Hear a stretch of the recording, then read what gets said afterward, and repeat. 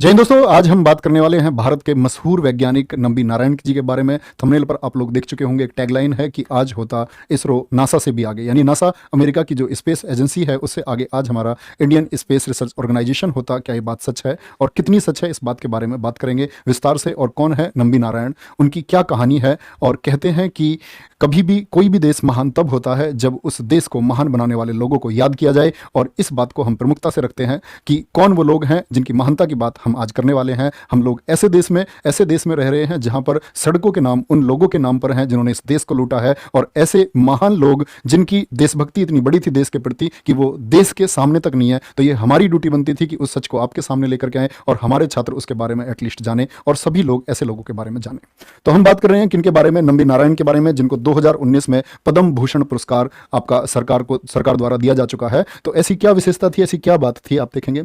नंबी नारायण जिनका जन्म हुआ आपका 12 दिसंबर 1941 को, कहां पर, केरल में इनका जन्म हुआ था। सपना था इनका एक आपका एरो स्पेस में साइंटिस्ट बनने का, और साइंटिस्ट बनने की इस दौड़ में ये 1996 में Thumba equatorial rocket launching system, जो आपका केरल में स्थित है तिरुवनंतपुरम में, वहां पर जाकर के मुलाकात करते हैं विक्रम साराभाई से। विक्रम साराभाई, जो मैं आपको पढ़ा चुका था पहले ही स्टैटिक जीके की क्लास में भी, कि विक्रम साराभाई भारत के मशहूर वैज्ञानिक रहे हैं जिन्होंने भारत के स्पेस कार्यक्रम को ऊंचाइयां दी, और बहुत ऊंचाइयां दी।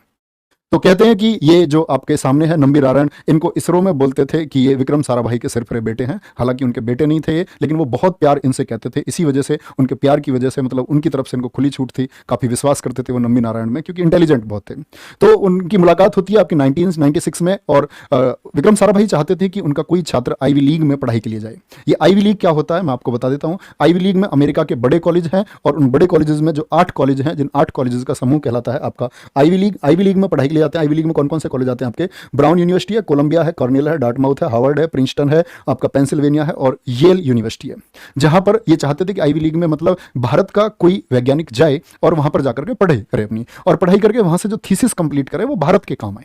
तो पढ़ाई करने के लिए आपका ये नंबी नारायण कहां गए थे, आपका नंबी नारायण गए थे प्रिंसटन विश्वविद्यालय में। 1969 में प्रिंसटन विश्वविद्यालय गए, और प्रिंसटन विश्वविद्यालय में इनका जाने का टारगेट था प्रोफेसर लुइंगी क्रोको से ये लिक्विड में थीसिस लें।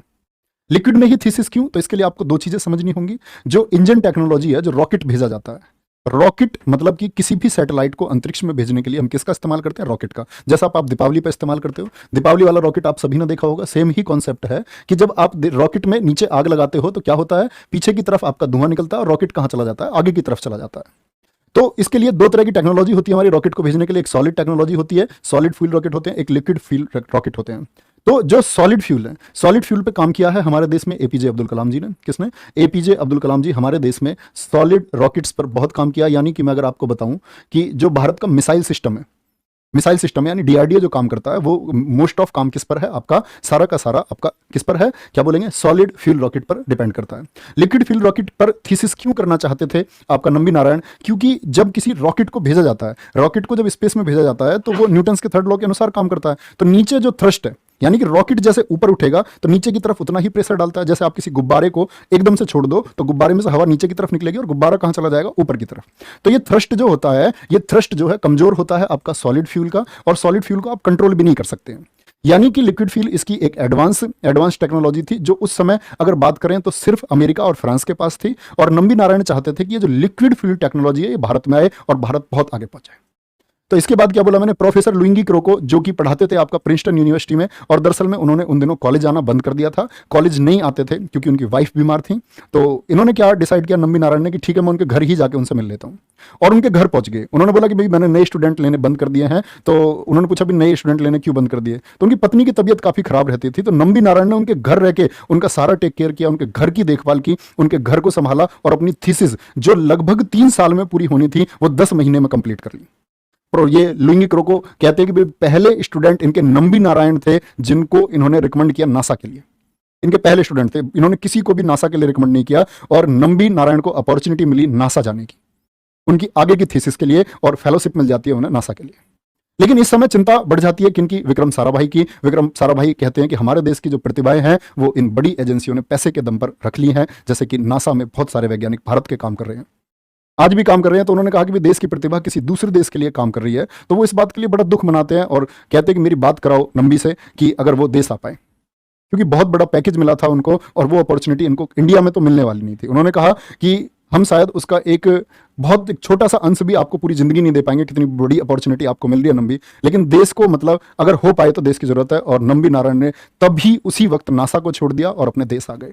तो सबसे पहले तो आप देख सकते हैं एक ऐसा व्यक्ति जिसने देश के लिए किसको किसी एक बड़ी उपलब्धि को छोड़ दिया। और कहते हैं कि वैज्ञानिक ऐसे ही होते हैं, वैज्ञानिक कभी अपना एक टारगेट नहीं कर पाते। हम सब लोगों का जीवन में एक टारगेट होता है, आपका टारगेट है कि आप नौकरी ले लेंगे, लेकिन वैज्ञानिकों का कोई एक टारगेट नहीं होता। वो टारगेट सेट करते हैं अगली पीढ़ी के लिए, वो काम करेंगे 30-40 साल, उनको पता है काम 30-40 साल में नहीं पूरा होगा। वैज्ञानिक आज भी ऐसी रिसर्च में लगे हुए हैं जो उनको पता है कि 300 साल में पूरी होगी, 400 साल में पूरी होगी, लेकिन वो अगली पीढ़ी तक के लिए अपना काम सौंपते हैं, फिर अगली पीढ़ी उसको अगली पीढ़ी के लिए सौंपती है, अगली पीढ़ी उसको अगली पीढ़ी के लिए सौंपती है। वैज्ञानिकों का काम एक ऐसा काम होता है जिस पर आम जनमानस हम लोगों की कभी समझ ही नहीं जाती, ना हम लोगों को कभी भी इतना सम्मान दे पाते हैं। हमारे देश में बाकी सेलिब्रिटीज हैं, सब लोगों को बहुत सम्मान मिलता है, लेकिन देश के वैज्ञानिकों को शायद हम लोग जानते हैं डीआरडीओ के प्रमुख कौन है, इसरो के प्रमुख कौन है, एचएएल के प्रमुख कौन है, बाकी वैज्ञानिक जो हमारे देश में काम कर रहे हैं उनके नाम तक हम लोग नहीं जानते हैं। ठीक है, तो 3 साल का काम 10 महीने में पूरा किया। लुइंगी क्रो को जिन्हें रिकमेंडेड करके नासा भेजा, 1971 में ये स्कॉटलैंड गए हाइड्रोलिक प्लांट लेने। अब यहां इनकी बुद्धिमत्ता पहली बार सामने आई कि जब ये स्कॉटलैंड हाइड्रोलिक प्लांट लेने गए आपका, कि हमारे देश को हाइड्रोलिक प्लांट की जरूरत है और हम लिक्विड पर जो लिक्विड थीसिस करेंगे, लिक्विड इंजन बनाएंगे, हम अपना स्वदेशी इंजन बनाएंगे, लिक्विड इंजन। अब इसके लिए तो ये बहुत महंगा था आपका हाइड्रोलिक प्लांट, 400 मिलियन पाउंड इसकी कीमत थी। लेकिन स्कॉटलैंड में जाकर के जब ये मिले कर्नल क्लीवर से, तो कर्नल क्लीवर ने मदद की और फ्री ऑफ कॉस्ट ये लेकर के आने में सफल हुए थे। कर्नल क्लीवर से इन्होंने कहा था कि मैं इसके लिए एक पाई भी नहीं चुका पाऊंगा, लेकिन ये मुझे आपसे चाहिए क्योंकि मुझे जरूरत है। तो कहते हैं उस मुलाकात के बाद में कर्नल क्लीवर 400 मिलियन पाउंड के जो ये हाइड्रोलिक प्लांट्स थे इंडिया को दे दिए थे। और इसके बाद में करते हैं कि ये जो खबर थी हाइड्रोलिक प्लांट की, क्योंकि विक्रम साराभाई भी इसके लिए एक्साइटेड थे और विक्रम साराभाई को ये चाहते थे नंबी की सबसे पहले अपने, जिनको ये अपने पिता स्वरूप मानते थे, अपने गुरु मानते थे, अपने टीचर मानते थे, तो उन्होंने कहा कि मैं ये सबसे पहले ये खबर किसको बताऊंगा, विक्रम साराभाई जी को एक खबर मैं सुनाऊंगा।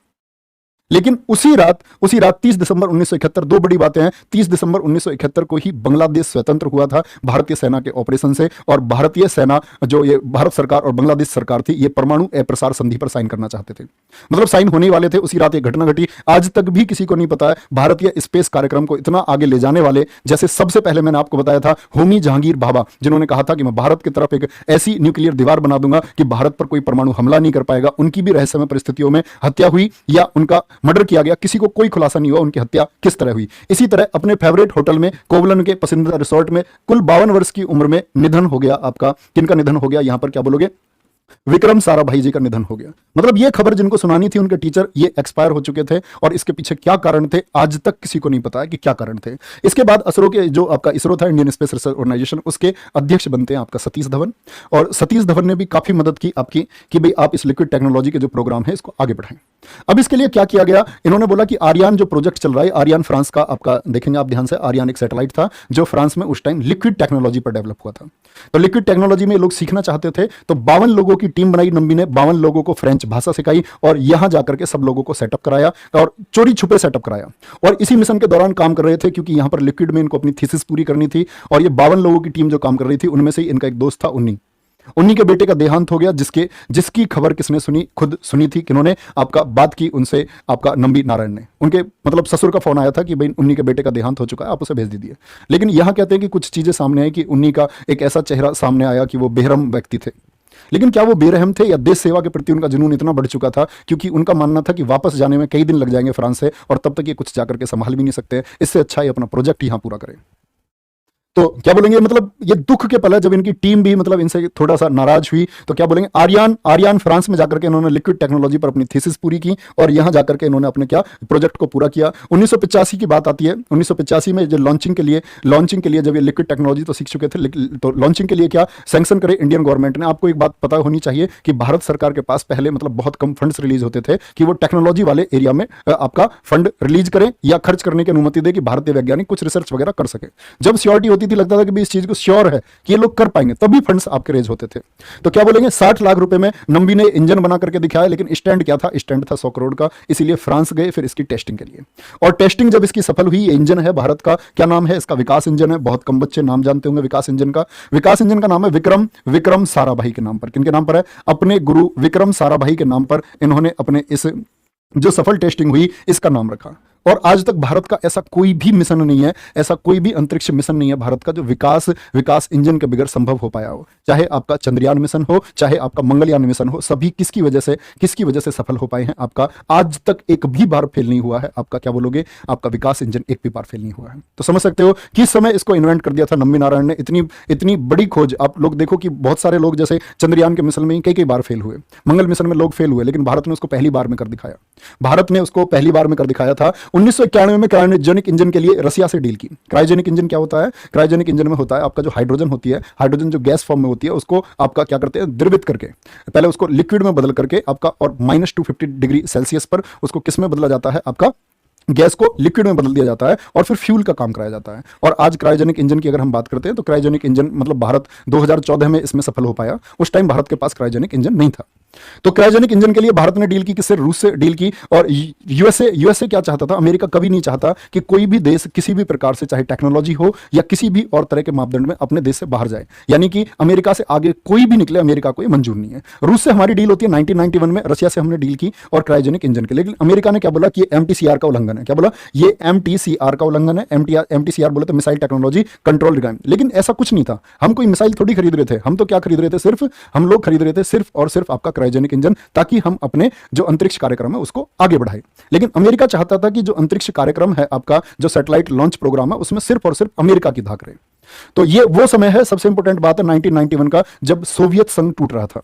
रूस पहले 1991 तक क्या हुआ करता था? आपका यूएसएसआर हुआ करता था। और ये यूएसएसआर टूटने की पहली रात की बात है, जब यूएसएसआर का सुबह विभाजन होने वाला था और शाम को स्टील के लिए नम्बी नारायण को ये कहा गया कि आपको जो इंजन्स ले जाने हैं ना, वो आज ही ले जा सकते हैं। तो कहते हैं कि उनको वोडका के पाइप्स में पहले जो एयरलाइंस थी उस पर नजर थी अमेरिकन की कि भी भारत कुछ जाएगा तो नहीं, क्योंकि अमेरिका को स्टील के बारे में पता था। तो पहले इसको कराची ले जाया गया फ्लाइट को, और फिर फ्लाइट को कराची से भारत लाया गया। तो ये सब, इस सब का श्रेय किसको जाता है? ये नम्बी नारायण को श्रेय जाता है। लेकिन देखो क्या हुआ, अब आप लोग समझ सकते हैं, ऐसा आदमी जिसने भारत को विकास इंजन दिया, जिसने भारत को लिक्विड टेक्नोलॉजी दी। तो एपीजे अब्दुल कलाम जी ने एक बार फोन पर इनसे कहा था कि नम्बी, हम सॉलिड्स में काफी अच्छा कर रहे हैं, भारत की रक्षा प्रणाली के लिए काम किया अब्दुल कलाम ने बहुत अच्छा, लेकिन स्पेस के लिए जो काम किया, सबसे बेहतरीन काम किया नम्बी नारायण। तो उन्होंने कहा कि सॉलिड्स में हम बढ़िया काम कर रहे हैं और लिक्विड्स में नम्बी नारायण आप सबसे बेहतर काम कर रहे हो। तो 30 नवंबर 1994 को क्या हुआ, केरल पुलिस ने इनको गिरफ्तार कर लिया और इन पर आरोप लगे कि जो क्रायोजेनिक इंजन के डिजाइन्स हैं वो इन्होंने पाकिस्तान को बेचे हैं। पाकिस्तान से इन्होंने पैसे ले लिए हैं और ये डिजाइन्स, और साथ में इनको एक हनी ट्रैप केस में, जिसमें नाम आया आपका मरियम रसीदा का, जो मालदीव की रहने वाली थी, बोले कि इन्होंने इनके साथ संबंध बनाए और साथ में इनको डिजाइन्स दे दिए। किसको? आपका पाकिस्तान को। आपका फिर ये क्या, हिरासत में ले लिए गए, यानी कि इनको गिरफ्तार कर लिया गया और गिरफ्तार करके आईबी के द्वारा इनका टॉर्चर किया गया। लगभग ऐसी हालत इनकी कर दी गई कि शायद इनको रिवाइव नहीं किया जाता तो ये सुबह तक मर जाते। फिर केस आपका हैंडओवर हुआ सीबीआई को, 50 दिन की जेल काटी। सब लोगों ने इनमें चांटे से लेकर के, जो वहां जांच करने वाले लोग थे, घूसे, लात, डंडो, सभी से पीटा, मतलब मरने जैसी हालत कर दी। 3rd डिग्री टॉर्चर इनको दिया गया। फिर ये केस पहुंचा आपका सीबीआई के पास में, और बाद में सीबीआई ने इसकी जांच में, सीबीआई ने कहा, और इसकी पूरी जांच होती रही आपकी, और बहुत समय बाद इनको इंसाफ मिल पाया। और लेकिन जब इनका केस चल रहा था, कहते कि भाई इनके खिलाफ जो है आपकी 75 पिटीशंस थी, 4 कोर्ट्स में इनकी हियरिंग चल रही थी, लाखों रुपए का कर्जा इनके ऊपर हो गया। मतलब देश का वो महान वैज्ञानिक जो पूजने योग्य था, जिसकी पूजा हमें करनी चाहिए थी, उसको कहां धकेल दिया गया। आपको ये सोचने के लिए मजबूर हो जाना चाहिए कि कौन था इसके पीछे। तो इसके पीछे था अमेरिका की वो, क्योंकि उस समय अमेरिका में ये होड़ थी कि भाई जो सैटेलाइट लॉन्च व्हीकल है, उसको पता था कि अगर भारत सफल होगा लिक्विड टेक्नोलॉजी में, क्रायोजेनिक इंजन में, वो लोग, सब लोग नम्बी की आपकी उपयोगिता को जानते थे कि भाई कितना इनके अंदर ज्ञान है, इनकी विद्वता को सब लोग जानते थे। तो इनको पीछे करने के लिए इंटरनेशनल साजिश रची गई, जिसका ये मतलब फंस जाते हैं उसमें। और उसमें फंसने के बावजूद क्या हुआ, इन्होंने हिम्मत नहीं हारी और वो सारी हियरिंग्स में, और वापस इन्होंने फिर से इसरो, जब इनको क्लीन चिट दी गई आपका सीजेएम कोर्ट की तरफ से, सीजेएम कोर्ट मतलब जिला न्यायालय की तरफ से, जब इनको क्लीन चिट दे दी गई कि भाई ये जो आरोप है, सीबीआई ने इनका पक्ष लिया, और सीबीआई ने इस जांच में, मतलब पक्ष इस तरह से नहीं लिया, काफी पॉजिटिव जांच सीबीआई ने की। जबकि आईबी की जांच आपकी बढ़िया जांच नहीं थी, क्योंकि कहते हैं कि आईबी के उस टाइम के जो डायरेक्टर थे, वो आईबी के डायरेक्टर अपनी पत्नी और बच्चों के साथ में कहा विदेश फरार हो गए थे और यूएस से सेटल हो गए थे। तो यानी कि आईबी भी मिली हुई थी विदेशी ताकतों के साथ में, सरकार के कुछ बड़े लोगों का हाथ था। आज तक भी इस केस का खुलासा नहीं हो पाया है कि वो कौन लोग थे जिन्होंने नम्बी नारायण को फंसाया था। लेकिन भारत सरकार ने 2019 में इनको भारत का तीसरा सबसे बड़ा पुरस्कार, पद्म पुरस्कार दिया है। और ये जो सम्मान था, इनका सम्मान तो नहीं लौट सकता है, जो इनके साथ इतना अत्याचार हुआ वो वापस तो नहीं हो सकता है, क्योंकि केरल सरकार द्वारा इनको 1.3 करोड़ रुपए देने की जो बात की गई, उसमें से सिर्फ 10 लाख रुपए दिए गए। नम्बी नारायण से पूछा गया कि आपको मतलब उन पैसों की जरूरत है, बोले एक एक पाई मुझे चाहिए, जब तक मेरा एक एक पैसा मुझे नहीं मिल जाता तब तक मुझे लगता रहेगा मैं कहीं ना कहीं अपराधी हूं। तो ये बात आपको याद रखनी चाहिए कि भारत के वैज्ञानिक जो सबसे ज्यादा जिनके प्रति हमारी सहानुभूति होनी चाहिए, ये आप देख सकते हैं चंद्रयान, जब आपका क्या बोलते हैं, चंद्रयान मिशन के दौरान विक्रम लैंडर जब आपका विफल हो गया था तो के सिवान को सांत्वना दी थी, जो के सिवान रोने लगे थे। तो देश के जितने भी ये वैज्ञानिक हैं, ये सबसे ज्यादा पूजनीय लोग हैं। हम लोगों को किसने जोड़ा, हम लोगों को ये टेक्नोलॉजी किसने दी, आप आज घर बैठ के पढ़ पा रहे हैं, ये सब किसकी वजह से संभव हो पाया। हम आपको पढ़ा पा रहे हैं, किसकी वजह से संभव हो पाया। आप लोग नौकरी ले लोगे, किसकी वजह से संभव हो पाया घर बैठे, ये वैज्ञानिकों की वजह से संभव हो पाया, जिन्होंने दुनिया को इतना आराम दिया है जितने आराम में आज दुनिया है।